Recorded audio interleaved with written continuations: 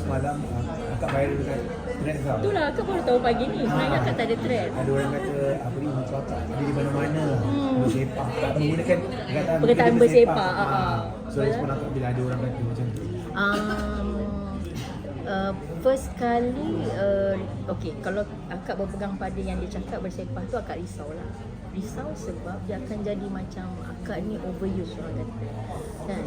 Dan benda tu memberi impact untuk pihak-pihak TV station. Maknanya kalau kata next project ada orang nak propose nama akak, diorang tak nak because dengan alasan overuse.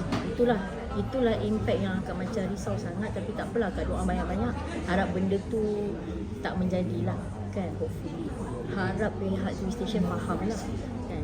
Dan kenapa pula muka akak bersepah. Okay. Sebab ada juga yang defend akak dekat situ. Akak ada baca yang katanya dari segi disiplin, bagi karakter semua okey.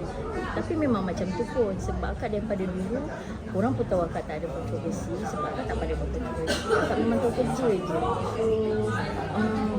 So memang akak sebenarnya akak sentiasa jadi penyelamat production. Contoh kadang-kadang projek tu akak tak ada. Tapi projek tu akak tak ada. Dan diorang ada satu scene flashback. Scene flashback ni heavy sangat. Jadi selalunya kalau flashback ni diorang panggil talent. Talent ni talent lah, anda tahu lah kan, bukan pelakon sangat.